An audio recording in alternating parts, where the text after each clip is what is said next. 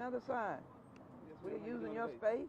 We're happy to be using your space. No, ma'am. Thank you for using our space. Really?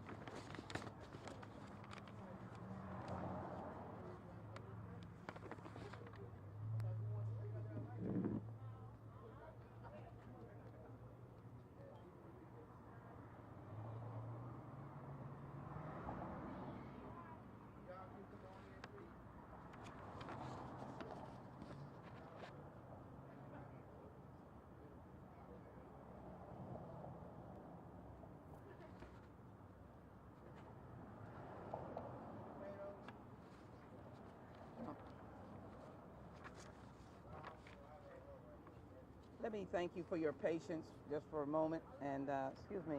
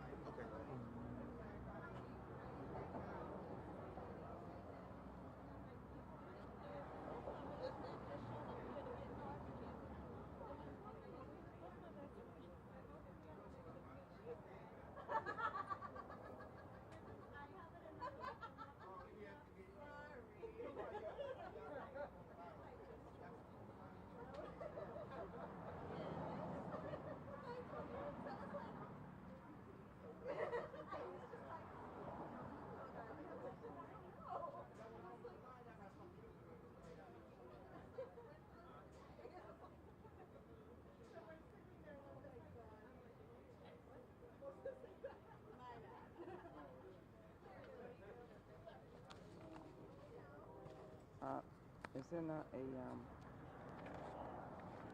where's the flyer to say which number this is for me?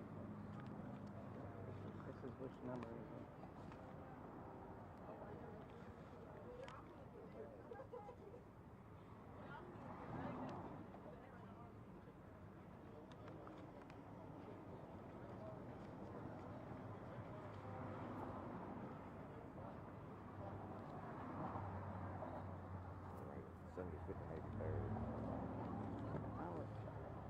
I would expect that you could do better than this. This is, if the word was crap, this is crap. I can't read that. Excuse me. What is it? 75th testing, 83rd vaccination. No, 75th vaccination, 83rd testing.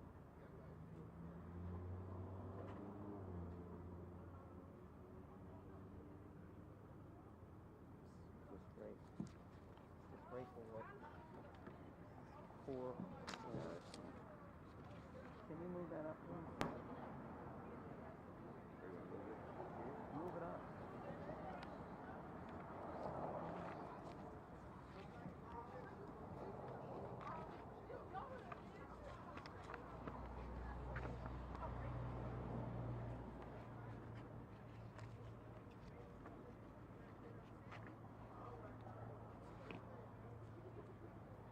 Congresswoman Sheila Jackson Lee, and I'm delighted to be here at Triple J's and thank them for their hospitality and the smokehouse is permeating my sense of smell.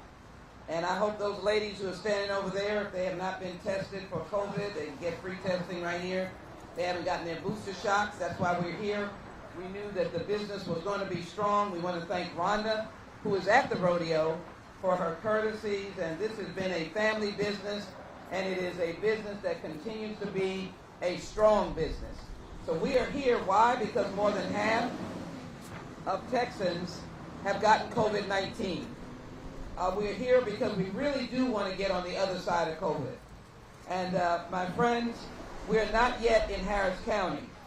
That little diagram shows us that we are still considered at level 2, which is significant and uncontrolled level of COVID-19 in Harris County. Suggests that vaccinated residents should minimize contact with others, avoid any medium or large gathering, and visit permissible businesses that follow public health guidance, which Triple J's does. So that is why we came right to the heart of the community, to continue my commitment to go where you are and to make available free COVID testing for children 5 to 11 and as well adults, first shot, second shot, Pfizer, Moderna, and your booster shot. But as well, we are very happy to provide you with a COVID-19 test, which I have done at least 3 tests this week. One for a visit to the White House on Monday, one for the State of the Union, and one that I'm going to take today to be with the Vice President tomorrow. I'm not ashamed of getting tested, and if I was positive, I'd have to protect all of my constituents and those who I'd be associated with. So testing is not a stigma, and I would encourage those of you getting your barbecue to get tested or to get vaccinated. This is our 75th vaccination site, 83rd testing site, and we have a total of 994,000 cases in Harris County, 10,709 deaths in Harris County. We're at 6.58 million cases in Texas, 85,695 deaths. The United States has 79.2 million cases, and we're almost at 1 million deaths. It will not help us if we don't take advantage of the free vaccines and testing protocols that are provided by the federal government. And that means that we are not where we need to be. Doses given in Texas, 44.5 million. We only have 17.5 million fully vaccinated. That's 60%. That means 40% are vulnerable to COVID. And because it has subsided doesn't mean that we will not have a resurgence through Omicron.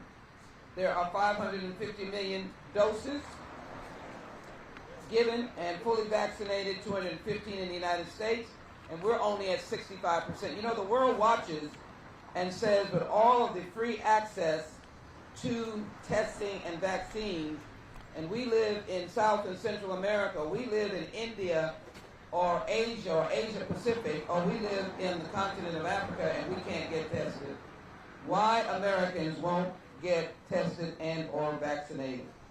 So I wanted to make sure that I continue to come to neighborhoods, glad to be in Northeast, glad to be on Homestead, to be able to remind you that there are an average of 22.6 daily new cases in the United States. It is a decrease when there was an average of 31.4. There are 378,000 new cases throughout the last week, and now we're at 78.3 million. And of course, there is a number of deaths. The Houston, Woodland, Sugar Land metro area consists of Harris County, Fort Bend. Fort Bend is on the rise, and 6 other counties. In the past week, there were an average of 23.6 new coronavirus cases every day. And people are being hospitalized, and it particularly negatively impacts children. And there were an average of 46.2 new cases in the Fort Bend area. That's where it's increasing the most.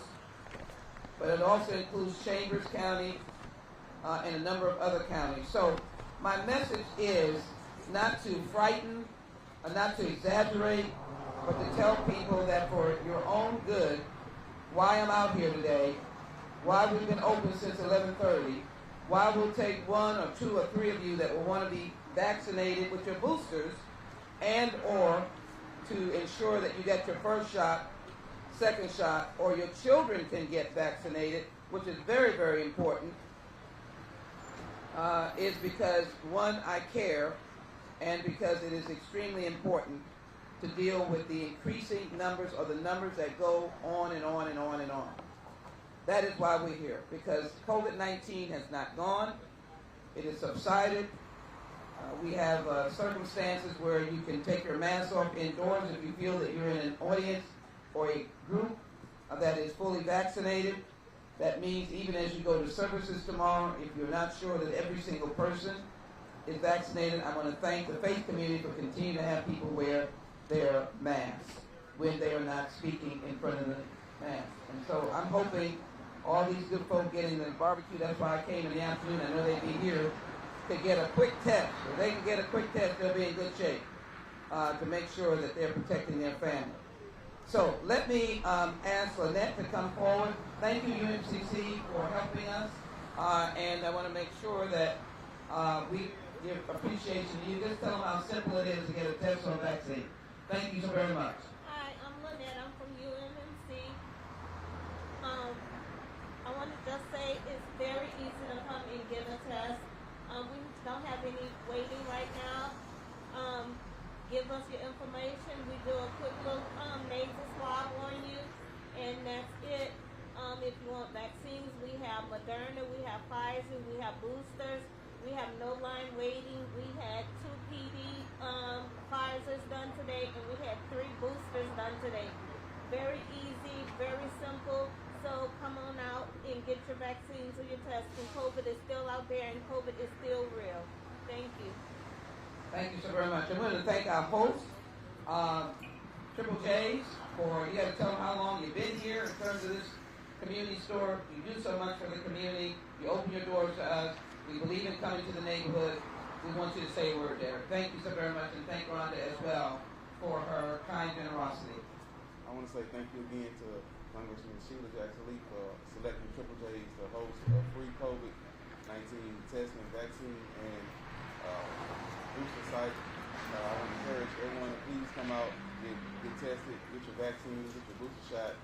It saves lives. It'll help you. It helps everyone to get over this virus as soon as possible. I want to say thank you again to Sheila Jackson Lee for selecting Triple J's to host this event in the community. Thank you again.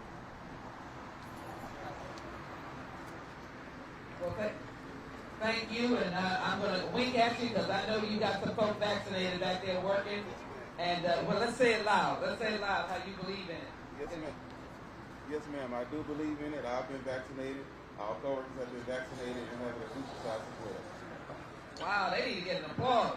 Here's a COVID-protected business. I want to thank Rhonda Scales. Let her know how much I appreciate her. Thank you as well. We don't keep you from your business. You came out. We're greatly appreciated. And again, we thank you for the work that you're doing. Is that all right? Yes, ma'am. Let me, I always like to add a bit to my message today. All week we've been getting briefings on Ukraine. I just came back from the region a week ago. It is well known that it's going to get worse before it gets better. I was just on with the State Department to talk on some issues, and we'll be back with them about a Ukraine task force that I'm going to want to talk to about individuals trying to get different members out. We helped to get 2 basketball players out of Ukraine just about the early part of the week, and they're home now with their families, and we're grateful for that. But as President Zelensky has said, as he has stood steadfast, it is a evil war. These are my words, and it is an evil person.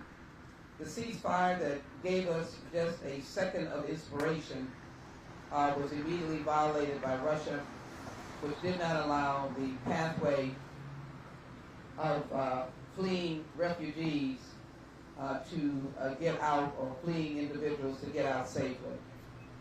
It is sad to see the children, women, and others who are now in places like Estonia and Latvia, but mostly Poland. And even the potential of some of these refugees, now 1 million plus, that may be coming to the United States. I just spoke to the national president of the Red Cross. I know there are many organizations here trying to get goods over to the region. I'm going to try to add to the help in terms of how goods can come. Very difficult to get in that region, but I know there are many Estonians collecting in, and it would be positive that those goods would not be sitting at a port or sitting on this side of the ocean, that it could actually get to those who are in need. So the real, we're seeking leadership from the U.S., from the National Red Cross, to be able to help those of us in Houston to want to get goods over to Ukraine. The other thing is that I do believe that we should have a modified reduction of purchase of Russian oil. We should continue to use all of the financial tools to ensure that the banks are in difficult condition, and of course the ruble continues to disintegrate to get Putin's attention. I, however, am committed to the peace table and will continue to encourage the administration, as we have the leadership of President Biden, Vice President Harris, to continue to go to the peace table. It is crucial.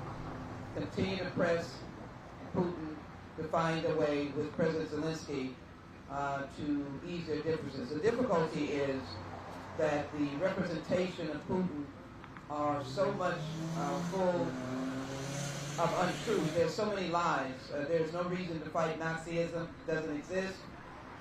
President Zelensky is Jewish. We've said this over and over again, but in actuality, there's no discernible Nazism activity that would impact the Russian people. There's no reason, no threat to the Russian-speaking people that are at the border, and he has now far exceeded the border, and his desire is to attack Kiev, the capital, to destroy it with 3 million people, and to literally destroy Ukraine and to put it under his bondage. That's what it will be. They will be enslaved under Russian bondage. It will be a vicious cycle of despotism. People will be incarcerated and thrown in jail, and it will be a nightmare. We are continuing to send weapons to the Ukrainian people, such as the javelins, and we're hoping that there can be a miracle where the persons who are now embedding themselves in Kiev and trying to do resistance and guerrilla warfare, that they will succeed. The tragedy is that there are body bags in Ukraine, and there are Russian soldiers, young soldiers, going home in body bags to Russia. The Russian people did not know anything about this war, did not vote for this war, but this is the results of a very sick mind and a very sick person. I am hoping that the Allies can stay united and that we can find ways to bring a solution to this at this time. Let me just remain stalwart, and this is a button I've been wearing all day. We stand with Ukraine. I'm going to put it on now. We stand with Ukraine, and we do. We want all migrants, no matter what their backgrounds, coming out of Ukraine. We've spoken to the State Department about that, so that as migrants that are diverse and are students that are studying in Ukraine from Africa, everybody will have an equal opportunity to cross into Poland or the countries that will be accepting them. And we know that that will be the case. So let me just put on my button as I make my other point.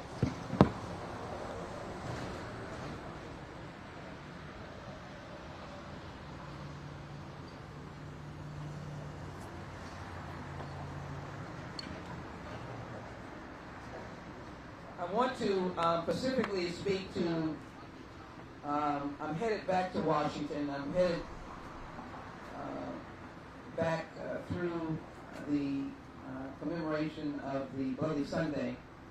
But we have been working with the Union Pacific cleanup in Fifth Ward. This past week, I met with the Environmental Protection Agency that came to Houston at my invitation, were appalled at what they saw in the Fifth Ward and Cashmere Gardens area, the amount of people that were dying from cancer because of the chemicals being used by Union Pacific. And so let me give good news. The EPA will be impacting on the comments requiring Union Pacific to clean up this mess. They will be submitting their requirements or their comments for proposals to Union Pacific, to TCEQ. First, they want development for more public involvement, including community involvement specifically in the cleanup. They want the community to be involved with Union Pacific. I believe they should establish a community advisory committee. They want a development of a conceptual site model intended to get a sense of where the contamination issue and how it might be mitigated. They want them to develop an official model to find where the contaminants are and to tell the community how they will specifically mitigate it. And then they want TCEQ, they want Union Pacific to adopt a cleanup plan for the ongoing future health studies. It was the cancer study that I requested about 3-4 years ago that determined that there were cancer clusters in Fifth Ward and in Kashmir, and the death toll was enormous.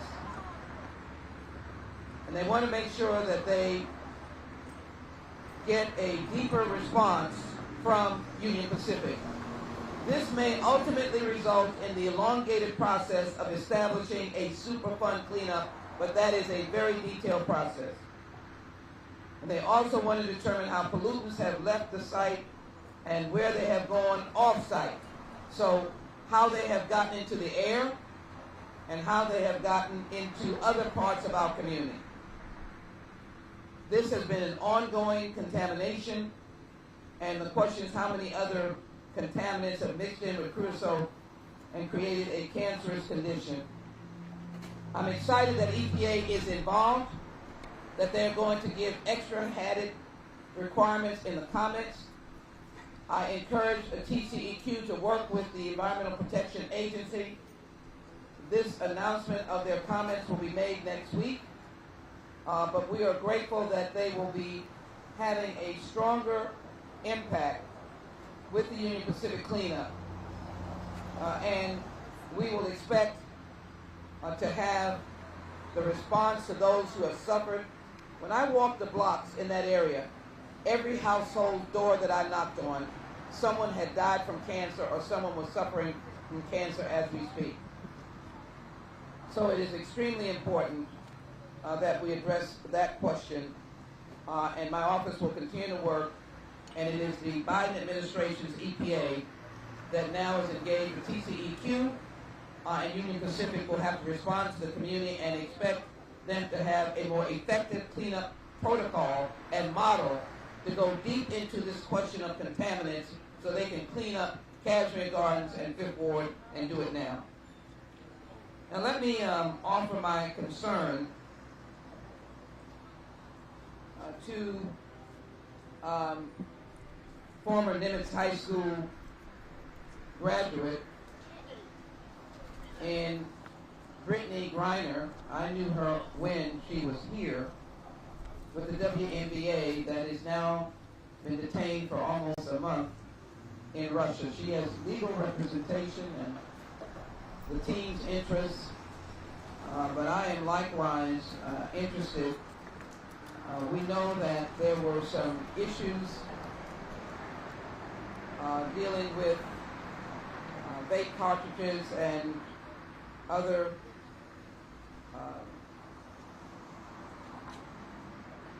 items. But let me be very clear. Brittany Griner is a United States citizen. She was a guest in Russia. With the WNBA, she's been and I will be demanding her release. I have just spoken to the State Department to try to get them to focus on her circumstances. As I said, she's been there for a period of time, about a month that this happened, as I understand. But the Russian Federal Customs Service announced that they had detained her on Saturday, which is earlier than today for us. And I know that there are items that they represent that are adverse to them. I don't want to disregard a sovereign nation, but Putin has disregarded sovereign nations his entire service in this world. And anyone that is killing and attacking and destroying Ukraine, their neighboring country that does not bother them, has no right to hold Ms. Reiner, period. If there is challenges and concerns about her actions, it should be dealt with diplomatically, and she should be released. Dealt with diplomatically. She has a storied history of Olympic gold medals, 7-time WNBA All-Star center, and I believe that at this time in the midst of war, how dangerous it is to be in Moscow, how dangerous it is to be in Moscow prisons, with over 6,000 potentially protesters that Moscow has now arrested because they were protesting the war. It is no place for her. And so I hope that we will not provide any additional adversity to her. Don't intend to do that. They are in contact with her own legal representation, her family, as I understand, teams and others. My only concern is to be able to be helpful to ensure that while she is there, she can be appropriately cared for as some of the other detainees that are U.S. citizens that have not been able to be released. So I would call upon Russia at this time to really stop harassing U.S. citizens, but more importantly, to release those that are there and to not claim any upper hand or any sense of character in the pillage and murder and terroristic actions against the Ukrainians. Please allow Ms. Reiner to safely leave. Allow her legal representation to handle her matters, and ask the United States to take a special attention to all of those detained in Russia at this time. We have a family that is concerned. Trevor Reed, he is still there, former military, and he is still detained. The one thing about Russian prisoners, when they are from foreign countries, is the treatment is horrific. Their lives are in jeopardy. Their health is in jeopardy. We don't know whether they'll make it. Their health care is not provided. They're not eating right. I know that firsthand from the prisoners and families that I've talked to whose loved ones are still in Russia today. So this warrants attention. And frankly, I would like, in the midst of this terrible war, that we could engage in a way that the United States can demand the release of their citizens now, and at least demand that they are protected, that their health is protected, and that they're not having these exorbitant sentences. It's represented that there's an exorbitant sentence that might be given to Ms. Reiner. Already we've got U.S. citizens, former military, innocent people that were visiting with ridiculously long sentences for the minimal of grievance. This is shameful. Putin did it to agitate, harass, but now there's no ground that he can stand on. He is a harasser, a terrorist, a killer, and he's killing innocent people in Ukraine, and we need to get our citizens out immediately. So, again, we are testing. Glad the line is here. Good. We are testing. We are vaccinating. Somebody might be so encouraged. I know the barbecue is good, but A test doesn't take long for you to take. Might be good for you if you're traveling to come out and get vaccinated and tested. With that, let me thank UNCC. Let me thank Triple J. And we're glad we're here. Because if nothing else, we are bringing attention to the fact that the community is not out of trouble. They're not out of the range of COVID. They're number 2 significant presence of COVID in the Harris County region, Woodlands, Montgomery County, Chambers, and Fort Bend. Let's get vaccinated. Let's get tested. Let's get on the other side of COVID-19. I'll take any questions at this time.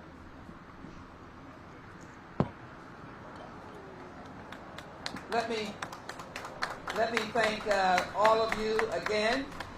Thank you very much. Let me thank all of you again. It's a beautiful day in Houston, and I'm going to say the same thing that Triple J's has. Thank you, Houston, for supporting us.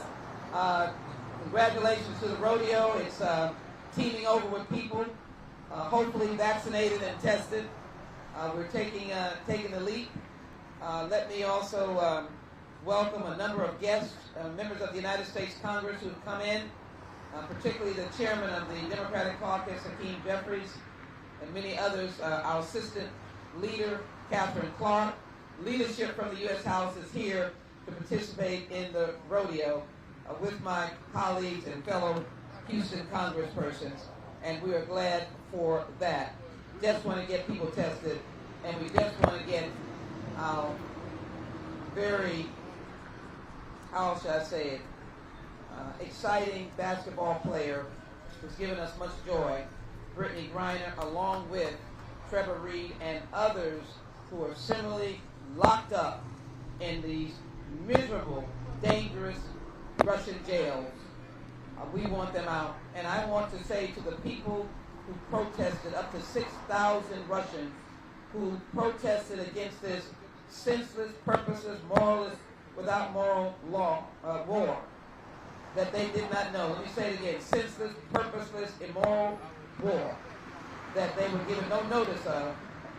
Let me as well pray for their release, for they have been incarcerated just for the right to speak and protest. Shame, shame, shame. Thank you very much.